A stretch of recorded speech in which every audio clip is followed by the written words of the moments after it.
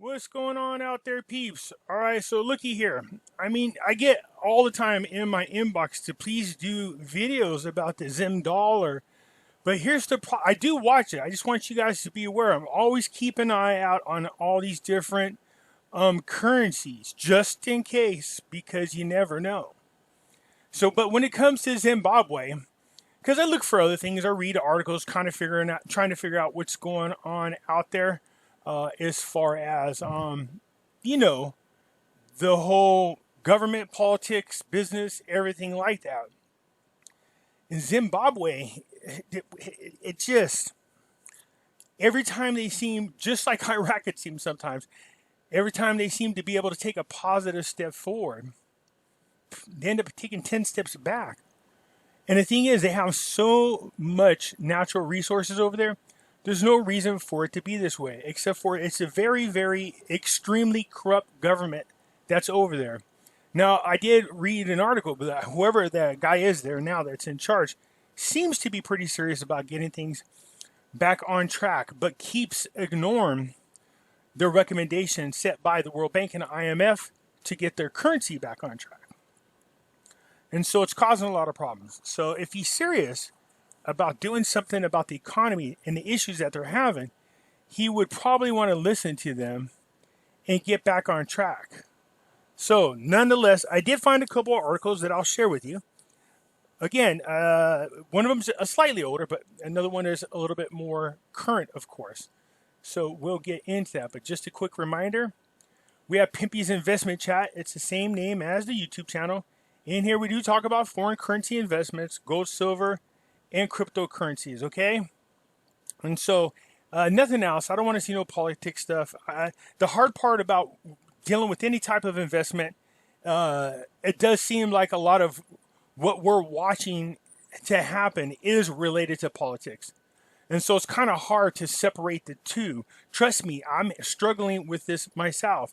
I'm trying to separate the NESARA GESARA away from the other information so that it's not mixed, okay? But it's not easy because they're intertwined with one another, if you get my drift, all right? So try to avoid any politics over here, all right? Go over here to do this. The hidden things in front of your eyes.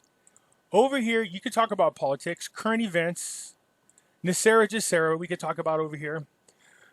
People talk about all kinds of things that other people think are conspiracy, you know what I mean? Chemtrails, false flag events, QAnon. But yeah, try to keep that over here. All right, let me just get into what's going on. So again, I do monitor this. I don't want you guys to think that for those of you who are holding a Zim dollar, I'm not watching. But most of the news is pretty much the same. I've been focusing on politics just a little bit. It's confusing. It really is confusing to monitor what's going on over there. They got a crap load of issues, including trying to figure out how to settle with the white farmers that they stole the land from.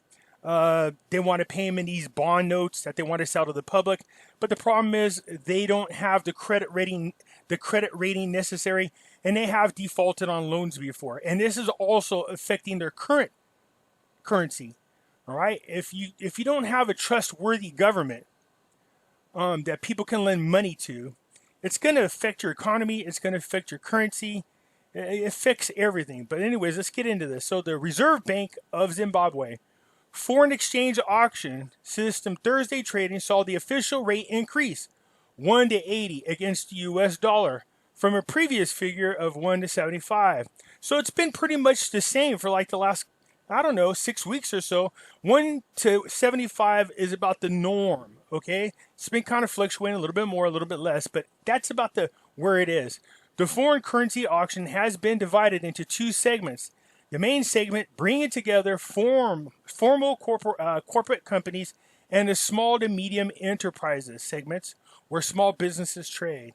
The trading update released by the central bank at the close of the business Thursday confirmed that the main auction segment paid the lowest accepted rate, which was 1 for 77. However, the SME segment paid a rate of 1 to 80. So you're looking at $3. So they paid $3 more than the corporate companies were paid. Both auctions, highest bidding rates were 1 to 90. Okay? So there are people buying the currency in auctions, just like we see happen over there in Iraq with the dinar. So, what they're doing with these currencies are internal. They're business things. I think people get this impression that they're selling out to these investors. Well, I mean, there might be outside investors, but for the most part, these are usually auctions that are between the banks, between the businesses, is what we see happening. So, anyways, it says, so the main foreign exchange auction allotted a total of 17.9 million, while the SME segment was allotted, 789,866. Okay, so the RBZ rejected 171 bids, which failed to meet set rules, as most of the companies had positive foreign currency balances in their accounts and had approached the auctions for speculative reasons. Now that's interesting. Okay? Speculative reason means they're taking a gamble on the currency. I'm wondering what they know that we don't know. That doesn't mean anything. I'm just saying that's interesting. So they already had positive foreign currency balances in their account, but had approached the auction for speculative reasons. In the SME segment, 15 bids were disqualified, and out of total allocated for the sector, 7.6 million went towards raw materials. Okay, so that's just the one thing that caught my mind, why these companies would be looking at the currency for speculative reasons. That's them betting on the currency is what they're doing, that there would be some changes in it. So, okay, but anyways, I did want to read this article.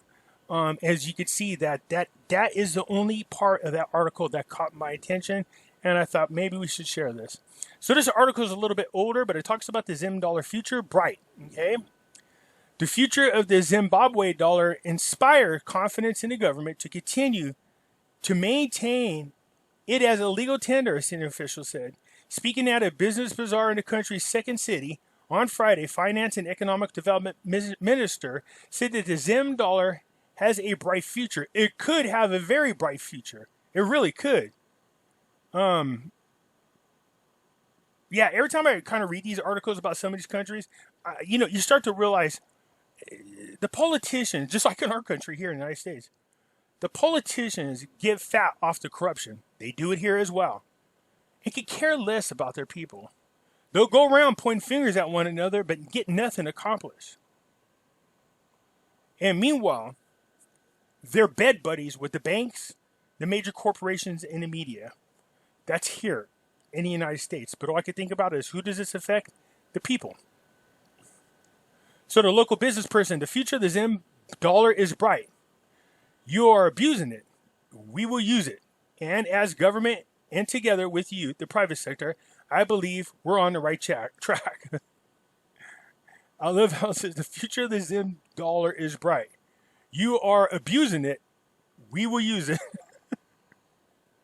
I was like, okay, where are you going with this, my man? Seriously. His vote of confidence in the local currency came exactly a month after the Zimbabwe government introduced the so-called auction trading system. This is how you know this article is a little bit older. This allowed the government to remove the fixed exchange rate of one American dollars for 25 Zimbabwe dollars, or the ZWL currency, different dollar. Okay? Under the new system, the value of the U.S. currency against the Zim dollar has dropped. Yeah, 1 for 72. That's a huge drop. All right?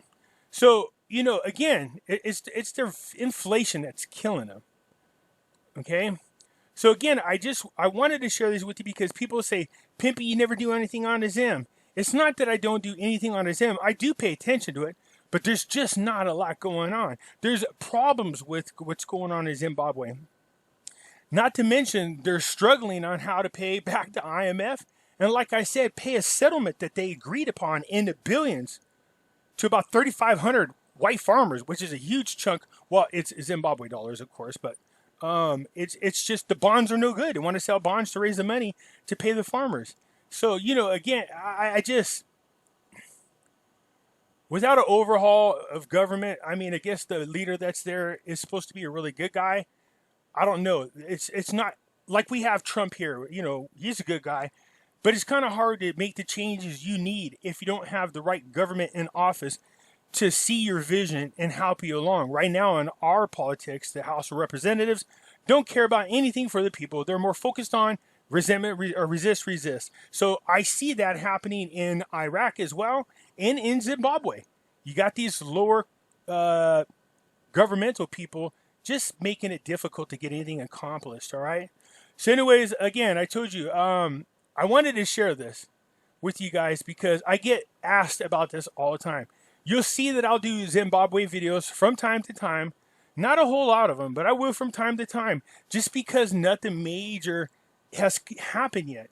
But trust me, as soon as I see it, I will turn around and make a video and share it with you guys so that you can have the information that you need.